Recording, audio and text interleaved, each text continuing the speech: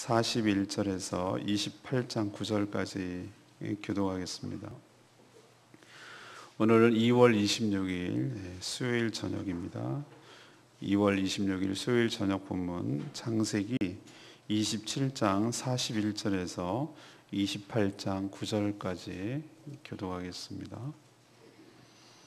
창세기 27장 41절에서 28장 9절입니다.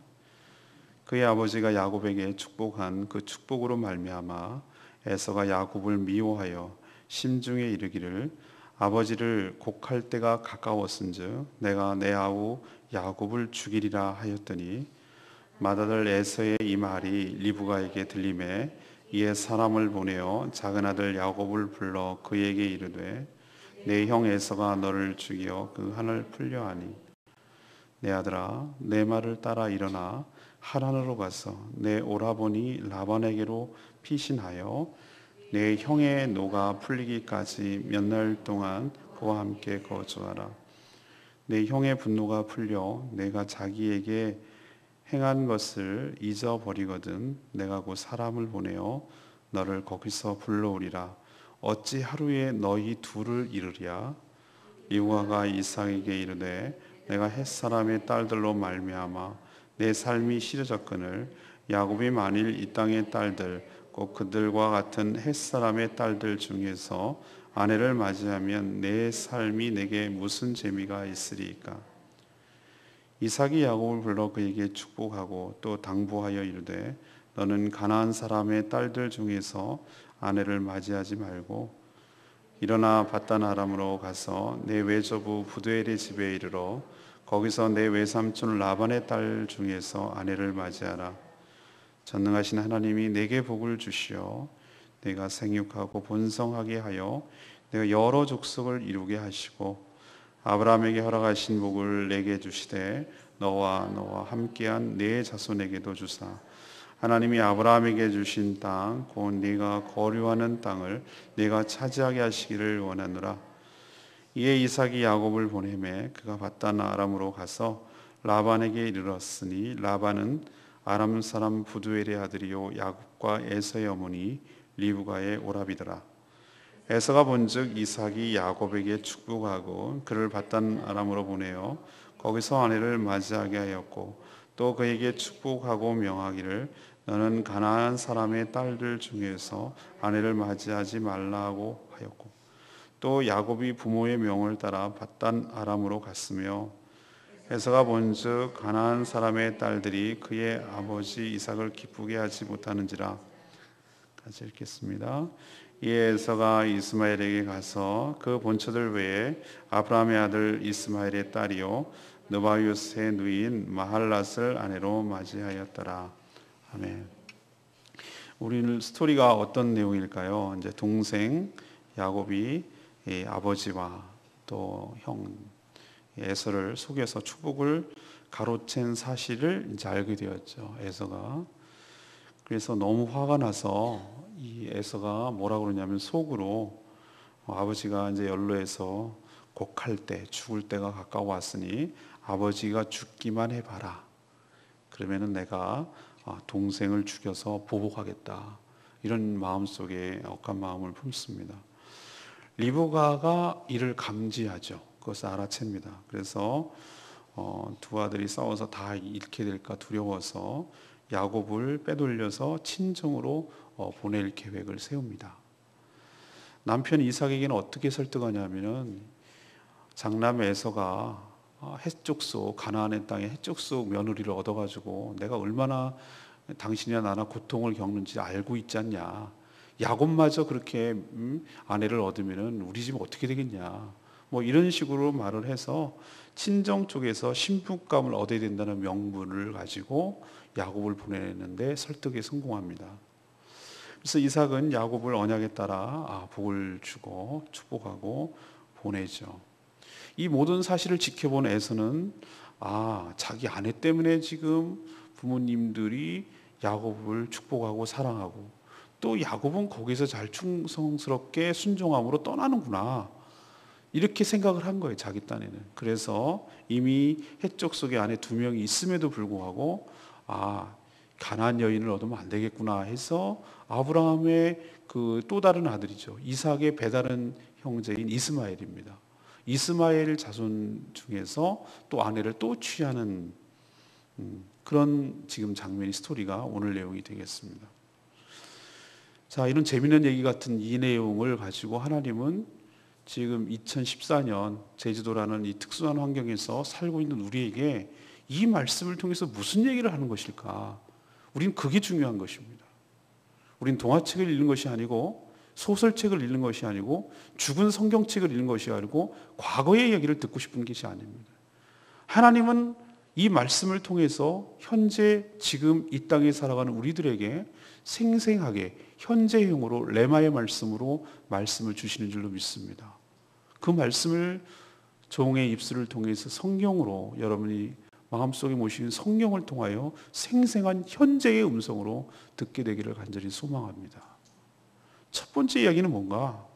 인간적인 방법이 항상 성공하는 것은 아니고 그것이 축복으로 이어지지도 않는다는 점을 우리에게 가르쳐 줍니다. 에서는 분개했습니다. 동생 야곱이 아버지와 자신을 속이고 장자권 그리고 그에 따른 실질적인 축복 이것을 모두 차지한 것에 대해서 격분한 것이죠. 그는 야곱이 너무너무 믿고 괘씸하고 화가 나서 마음속으로 아버지가 돌아가실 때가 됐으니 돌아가시기만 하면 동생을 죽여서 보복할 생각을 품습니다. 웬만한 사람은 다 이렇게 나올걸요. 형제들 간에 왜 재산을 가지고 분개하고 원수 가지고 남남보다 더 못하게 됩니까? 이런 문제가 생기기 때문에 그런 것이죠. 어머니 리브가는 이것도 감지해냅니다. 참 눈치는 정말 빠른 사람이에요. 속으로 품었다고 그랬거든요. 근데 들었다고 그래요. 리브가는. 어떻게 들었는지는 모르지만. 그래서 야곱을 친정 쪽으로 보내고 나서 일단 피신시키고 에서가 화가 좀 가라앉으면 야곱을 다시 불러와야 되겠다. 이런 생각을 합니다. 그래서 저는 얼마나 리브가가 치밀한 사람인지를 저는 오늘 말씀을 통해서 다른 사람은 그냥 이렇게 넘어갈 수 있는데 저는 이렇게 읽다가 와, 이 여자 보통 여자가 아니구나. 이 정도 됐으면은 야곱을 직접 불러갖고 야 큰일 났다. 너 빨리 가야 되겠다. 이렇게 얘기했을 건데 자기와 야곱의 커넥션을 들통나지 않게 하기 위해서 사람을 보냅니다. 야곱에게 아들인데도 야곱에게 보내가지고 그 얘기를 전하는 것이에요. 이만큼 리브가는 치열하고 치밀한 사람이에요. 명분도 굉장히 그럴싸했습니다. 이미 에서의 이방인 아내들 때문에 너무 마음이 불편하고 집안이 난리가 났으니 야곱만큼은 친정 쪽에서 얻어야 된다고 남편에게 이삭에게 이렇게 설득하는 것이죠. 하지만 그것이 뜻대로 됐습니까? 뜻대로 안 됐습니다. 그녀는 야곱을 보내고 나서 며칠만 좀 있어라. 에서가 화가 좀 가라앉으면 너 다시 불러올게. 이렇게 생각했죠. 자신의 뜻대로 계획이 될 줄 알았죠. 지금까지는 자기 뜻대로 됐죠. 그렇죠? 지금까지는 자기 뜻대로 다 됐습니다. 야곱을 가로채게 한 모든 주도하는 것이며 이 에서가 화난 것까지 감지해낸 것이며 들통나지 않은 가운데서도 그럴싸하게 야곱을 보내야 될 명분까지 다 확실하게 얻었어요. 그럼 그녀가 성공해야 되잖아요. 이렇게 인생을 사는 사람이 성공해야 되잖아요. 그러나 여러분 알다시피 이렇게 산 사람이 성공합니까? 잠시라고 생각했던 그 기간이 20년이 걸립니다. 20년이. 야곱이 다시 고향 땅으로 돌아오는데. 그리고 그렇게 사랑하고 며칠이면 볼 것만 같았던 이 야곱을 보지 못하고 리브가는 죽습니다. 어젠가요? 오늘인가요? 2차 남북 이산가족이 상봉했어요. 그 사연 들어보면 너무너무 기가 막혀요. 그분들 한결같이 뭐라 그런지 아십니까? 며칠이면 될 줄 알았대. 내가 잠시 피난 나갔다가 금방 돌아올게 뭐 이러고 떠난 사람들이야 다. 근데 이렇게 60년이 되도록 헤어지고 살 줄 누가 알았겠냐 이렇게 막 한을 품고 얘기를 합니다. 인생 모릅니다. 사람 일을 어떻게 알겠어요. 잔꾀로 산 사람들 잔꾀로 망하고 자기 인생의 방법을 인간적인 방법을 살려고 하는 사람들 그것 때문에 망하는 것을 우리에게 보여주는 것이에요. 그러면 친정 가서 야곱이 편하게 살 것인가? 그래, 내가 살았던 친정인데, 우리 오빠인데 내 아들 좀 잘 봐주겠지. 천만의 말씀. 여러분도 잘 알다시피 내일 모레 계속 다음 주에 묵상하겠습니다만, 야곱이 외삼촌 라반에 가서 얼마나 처가살이 하는지 여러분 잘 아시잖아요. 속이고 또 속이고 얼마나 당하는지. 완전히 그런 처가살이도 안 할 거예요. 우리 그런 말 있잖아요. 속담에 뭐 보리 모으면서 처가살이 안 한다고. 그 말이 나 실감 날 것 같아. 보세요, 인생 그렇게 사는 사람들이요 똑같이 당합니다. 믿음은 잔꾀가 아닙니다. 인생을 늘 남을 속이고 인간적인 방법으로 살려는 사람들요 더 강한 호족수 만납니다. 세상이 자기만 같은 줄 아세요? 뛰는 놈 위에 나는 분이 있습니다. 나는 분 위에 하나님 계십니다. 그게 몰랐던 거예요. 우리나라 속담은 나는 분까지만 얘기하셔요. 그 위에 하나님이 계시다는 걸 몰라요. 그렇게 인생을 살고 하면은 잘 살 것만 같은데, 여러분 명심하십시오. 그거 오래 못 갑니다. 그리고 자기가 한 대로 당합니다. 인간적인 방법은 그 끝도 인간적으로 끝납니다. 그러니 여러분, 오늘 처음으로 하나님께서 우리에게 주신 말씀을 들으십시오. 그리고 새기십시오. 인간적인 방법이 통할 것만 같아요. 당장은 통하는 것처럼 보여요. 먹히는 것 같아요. 성공하는 것처럼 보입니다. 그러나 끝까지 그렇게 가는 것은 결코 아니고 오히려 자기가 한 대로 당할 수도 있다는 사실을 명심하십시오. 그리고 이것이 결코 축복으로 이어지지 않는다는 것, 축복은 그런 식으로 오는 것이 아니라는 사실을 우리가 오늘 말씀을 통해서 확인하고, 이런 식으로 살면 안 되겠다라는 교훈을 리브가와 야곱을 통해서 얻게 되시기를 간절히 바랍니다. 두 번째 이야기는 무엇입니까? 하나님의 언약의 약속, 이것을 자손들에게 기회 있을 때마다 전수해야 된다는 점을 우리에게 가르쳐 줍니다.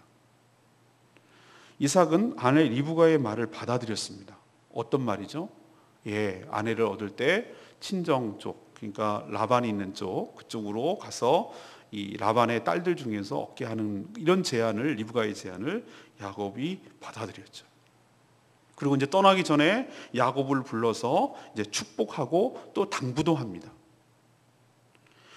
저는 왜 진작 이러지 않았을까? 이런 생각이 오는 것이에요. 이삭은 이번 속임이라는 이 야곱의 속임 과정을 통해서 어제 묵상했지만 심히 크게 떨었다는 표현을 쓰고 있어요. 심히 크게 떨었다.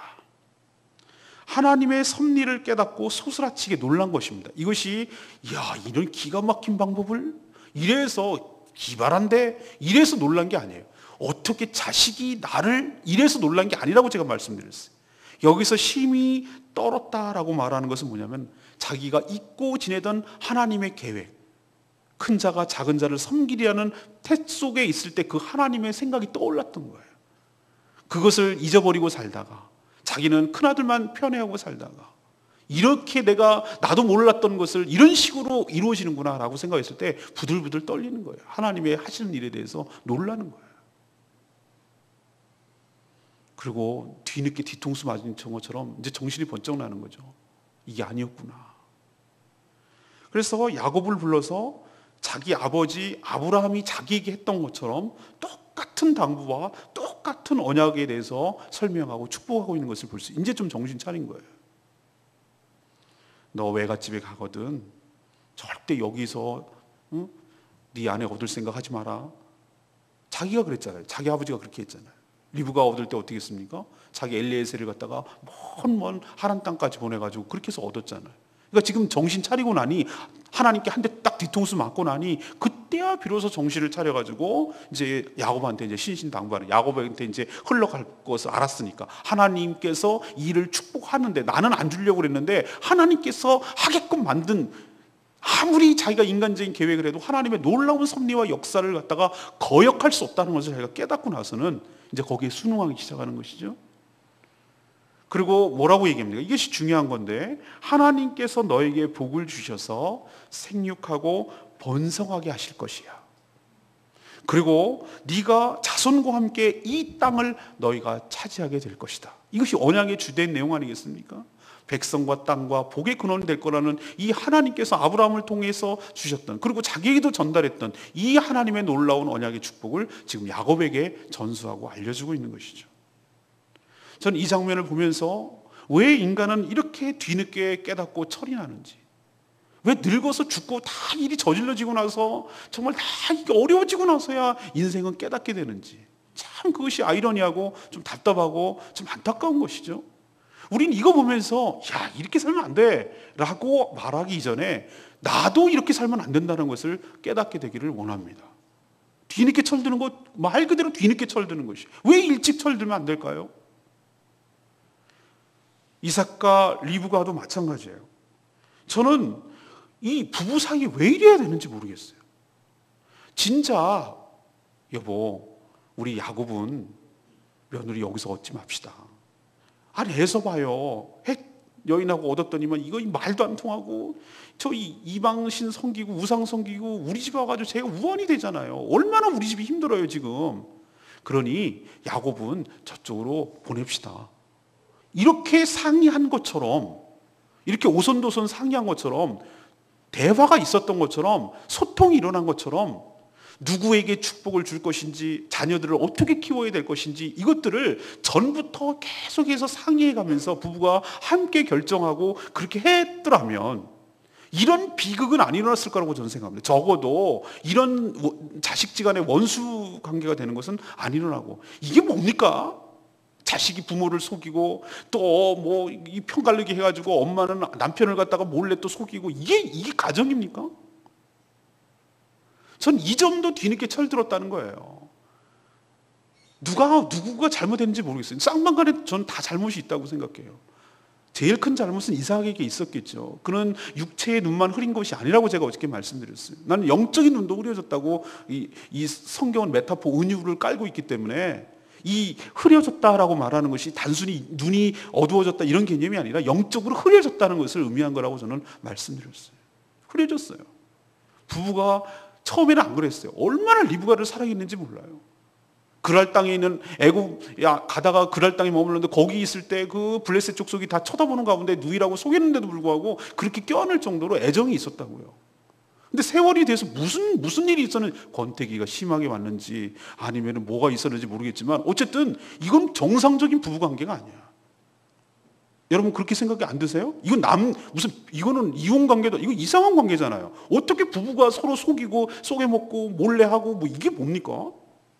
근데 지금은 또 상의하는 것도 뭐예요? 그럼 왜 진짜 그렇게 안 했냐고요? 지금 여러 가지 면에서 이 가정은 뭔가 좀 이상한 가정이에요. 저는 그것도 그거지만, 부부간에도 문제지만, 아버지 이삭은 기회 있을 때마다 이 아들들에게, 지금 야곱에게 떠날 때 되니까 이 얘기를 하는 거잖아요.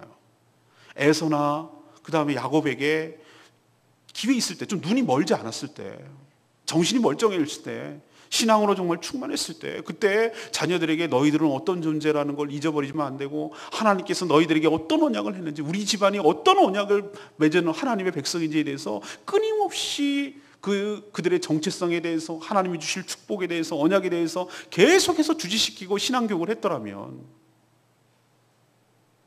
이런 에서의 망령된 행동이 안 나왔을 것이고, 야곱의 이런 속이는 것 같은 인간적인 방법이 안 나왔을 것이고, 이 가정이 적어도 이렇게까지는 망가지는 가정이 안 됐을 것이라는 생각이 듭니다.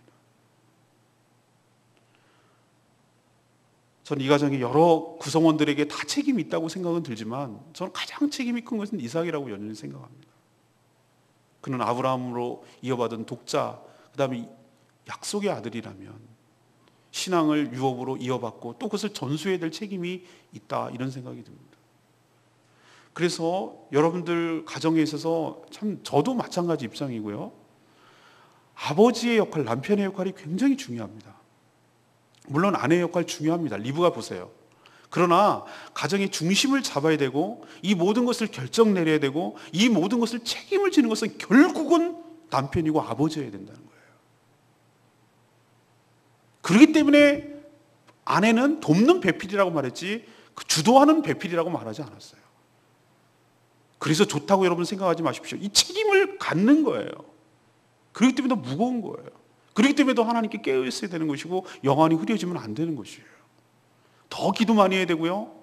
더 하나님께 책임을 요구받는다는 것 기억하시고, 내가 가장인데 말이야, 그러라고 하나님께서 그 자리에 세워준 것이 아니고 항상 책임의 그 권한에는 책임이 따른다는 거 명심하시고, 아내보다 더 많이 기도하시고 하나님께 물어야 되는 것이고, 하나님의 뜻 가운데 올바르게 결단 내리고 그 결정 내린 것에 책임을 져야 되는 그런 위치에 있다는 거 잊지 마시고, 온 가족을 다 보살피고 챙기고 온 가족이 바른 길로, 신앙의 길로 갈 수 있도록 인도해야 될 역할이 남편이자 아버지에게 있다는 거 명심하시길 바랍니다.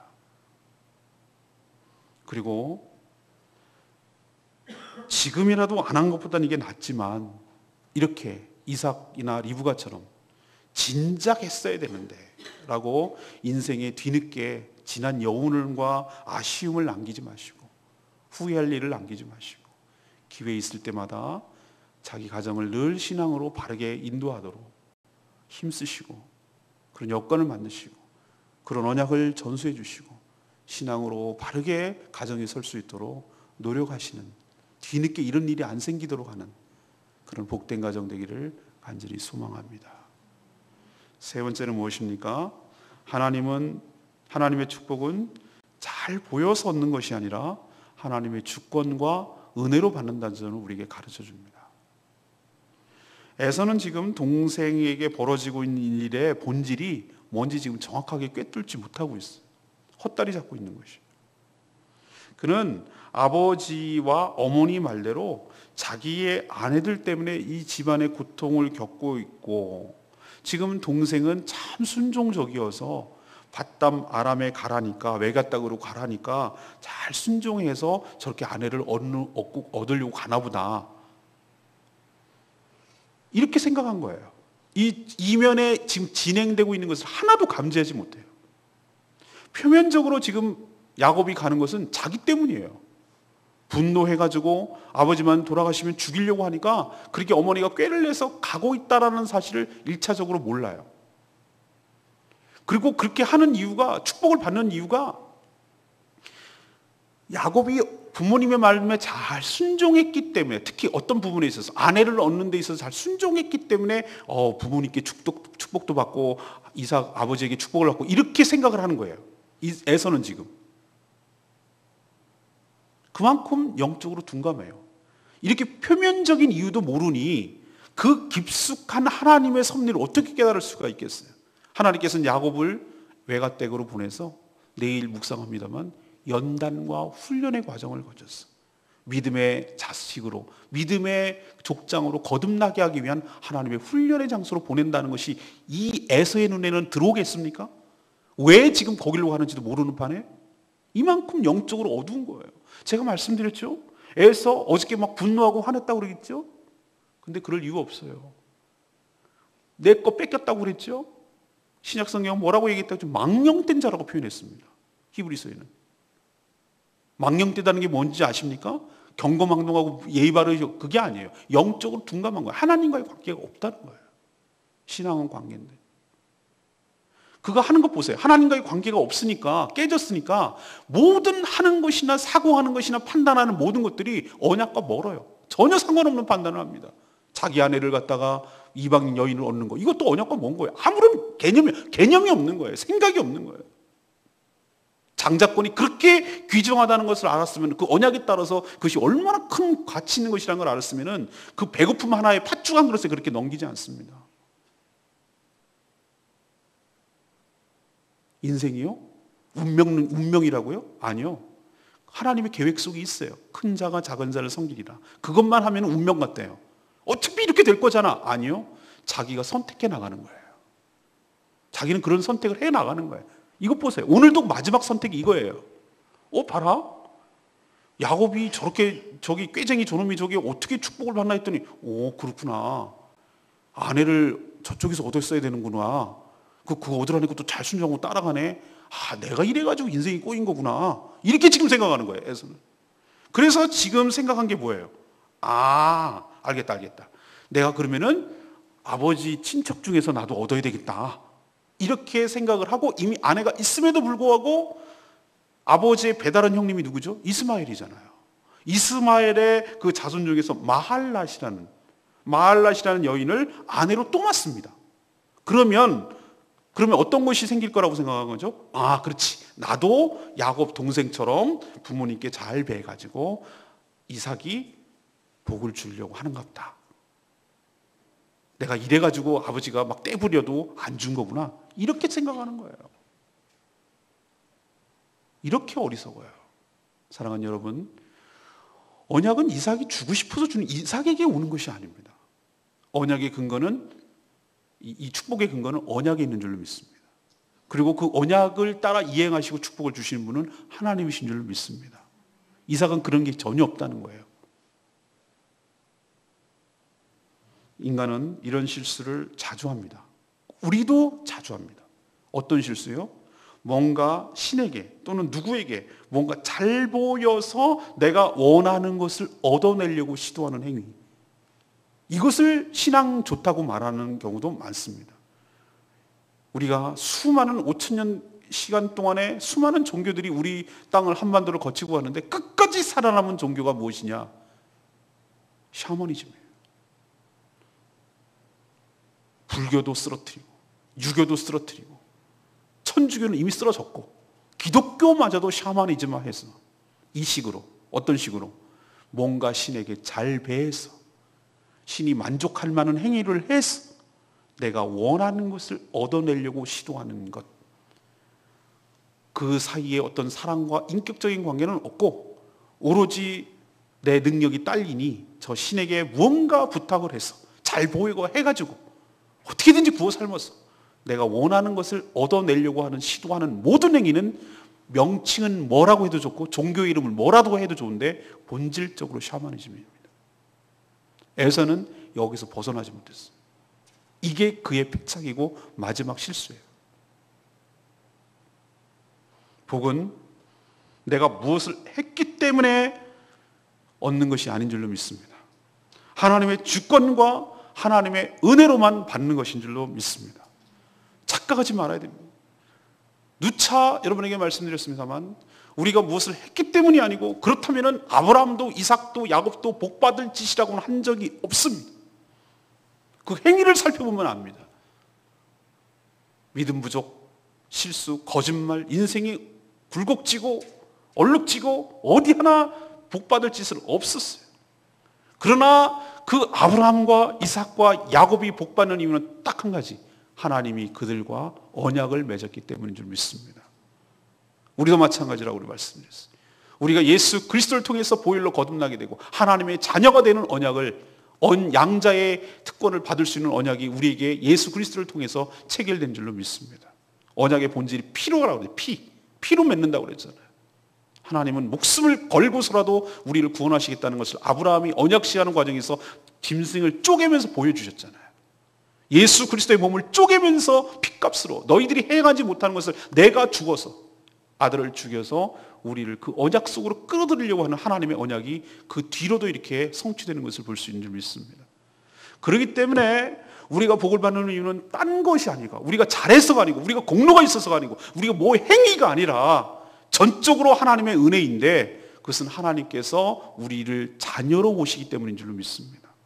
자녀이기에 축복하시는 것이지 우리 몸 안에 예수 그리스도의 영이 있기 때문이 그렇습니다. 양자의 영을 받았기 때문에 하나님의 자녀로 보시기 때문에 그리스도의 형상으로 회복된 우리로 보시기 때문에 천국에서 이 하늘나라의 유업을 받을 자이기 때문에 우리를 연약함과 우리의 부족함과 우리의 실수에도 불구하고 우리를 전폭적으로 지지해 주시고 전폭적으로 감싸 주시고 전폭적으로 회복시켜 주시고 전폭적으로 축복하시는 이유는 딱 한 가지. 우리가 하나님의 자녀이기 때문에 그런 줄로 믿습니다.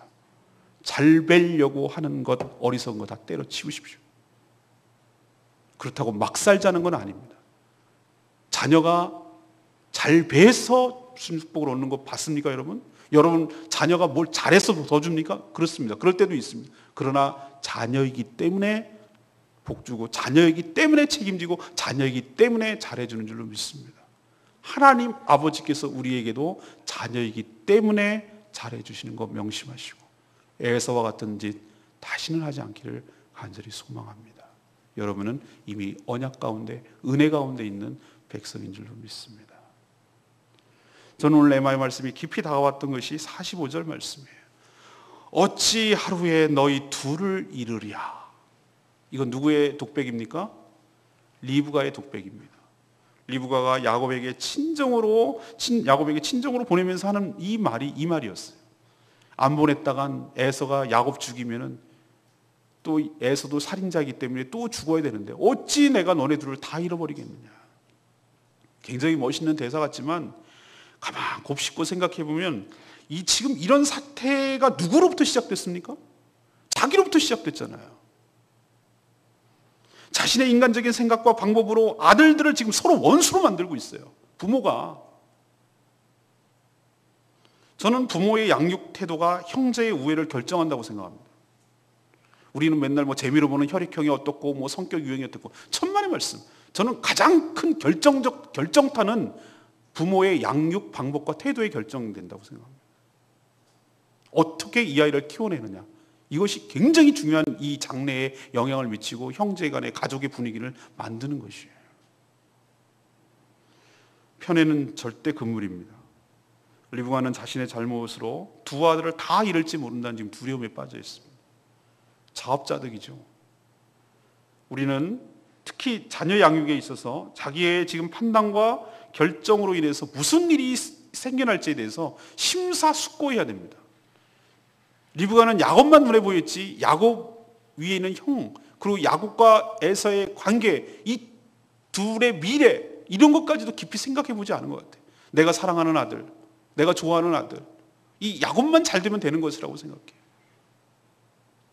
모든 인간 사회의 비극은, 이 사회의 비극은 가장 작은 단위인 가정에서의 비극으로 출발합니다.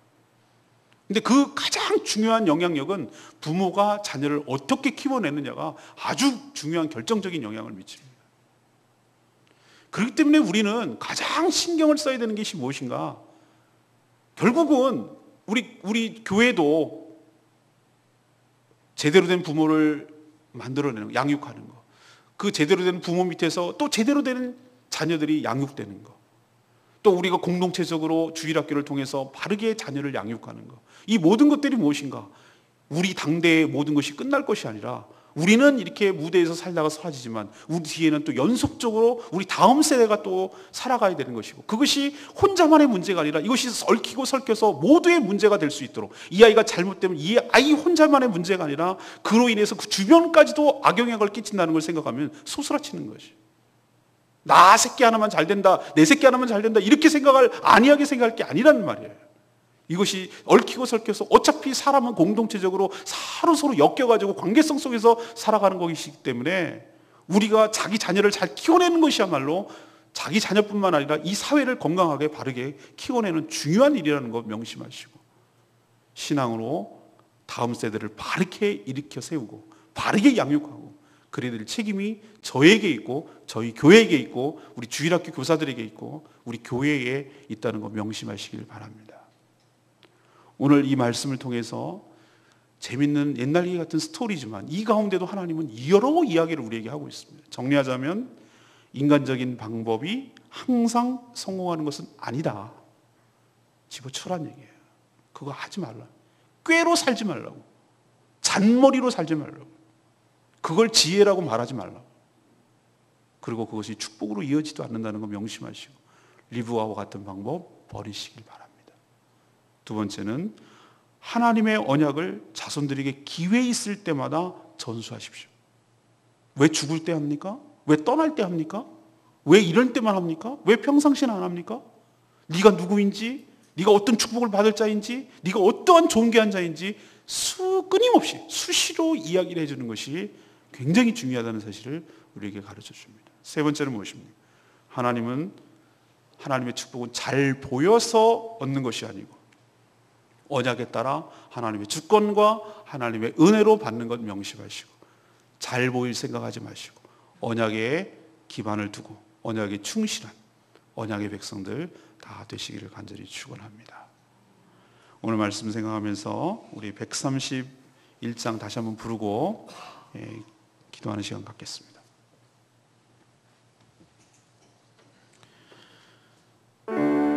저는 아까 3절을 같이 했는데요, 3절이 오늘 말씀과 연결이 됩니다. 인생의 어려운 순간마다 뭘 생각하라고요? 주의 약속 생각해보네. 내 마음속에 믿음 잃지 않고, 인간적인 방법 쓰지 말고 말씀 속에 위로움을 얻네. 인생의 어려울 때마다 주님 도우심 바라보며 흘러가는 순간마다 주님 약속 새겨봅니다. 오늘 말씀 생각하면서 부르겠습니다. 날마다 숨 쉬는 순간마다 내 앞에 어려움을 보내. 그렇습니다. 주님 앞에 이 몸을 맡길 때 슬픔 없네, 두려움 주님의 의자 위로운 손길 항상 좋은 것 주시도다. 사랑스레 아픈가 기쁨을 수고와 평화와 안식 날마다 주님 내 곁에 계셔 자비로 날 감싸주시네. 주님 앞에 이 몸을 맡길 때 힘주시네. 위로와 주님 어린 나를 품에 안으실사 항상 평안함 주시도다. 내가 살아 숨을 쉬는 동안 살피신다 약속한 인생의 어려운 순간마다 주의 약속 생각해 보네. 내 맘속에 믿음 잃지 않고 말씀 속에 위로를 얻네. 주님의 도우심 바라보며 모든 어려움이 기도가 흘러가는 순간순간마다 주님 약속 새겨봅니다. 이 시간에 말씀 생각하면서 기도하는 시간 갖겠습니다. 하나님, 오늘 말씀을 내가 생각해보니 제가 바로 리브가였고, 제가 바로 야곱이었고, 제가 바로 이삭이었습니다. 그리고 제가 바로 에서였습니다. 어쩌면 이들의 모습 속에서 내 모습이 보이는지 모르겠습니다. 하나님, 이거를 그대로 보여주심으로 인하여 내 모습을 보게 하시니 감사합니다. 그리고 내가 어떻게 살아야 될지 하나님 말씀하여 주신 것도 감사합니다. 이제 하나님께서 나에게 음성을 들려주셨사오니 그 음성 듣고 바르게 사는 저희들 되게 도와주십시오. 이렇게 여러분 스스로 입술로 소리를 내서 하나님 앞에 간구하고 기도하는 시간 갖겠습니다. 오늘 말씀 생각하면서 기도합니다.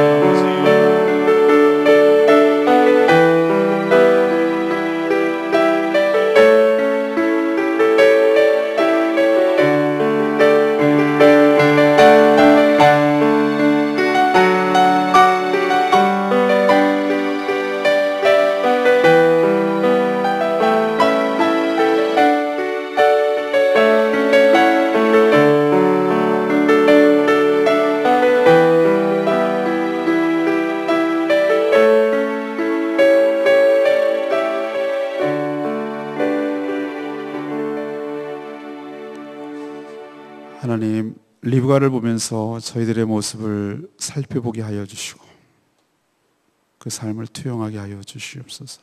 인간적인 방법이 궁극적으로 성공할 수 없음을 알게 하시고 늘 하나님이 기뻐하시고 원하는 방식이 무엇인지를 깊이 생각하고 기도하고 그 방법을 취하게 하여 주시옵소서. 기회 있을 때마다 주변과 자손들에게 하나님의 언약에 대해서 설명하고 그들을 축복하며 살게 하여 주시옵소서. 저도 에서처럼 영적으로 둔감하지 않게 하시고 어디에서부터 복이 오는지 정확하게 알게 하여 주시옵소서. 무엇을 해서, 무엇을 잘해서, 잘 보여서 복을 받는 것이 아님을 깨닫게 하시고 주님의 은혜를 사모하며 언약 가운데 거하게 하여 주시옵소서. 사람을 만족시킬 것이 아니라 주님을 기쁘시게 하는 삶을 살게 하여 주시옵소서. 오늘도 간구하는 기도 주님께서 들어주실 것을 믿으며 예수 그리스도의 이름으로 기도합니다. 아멘.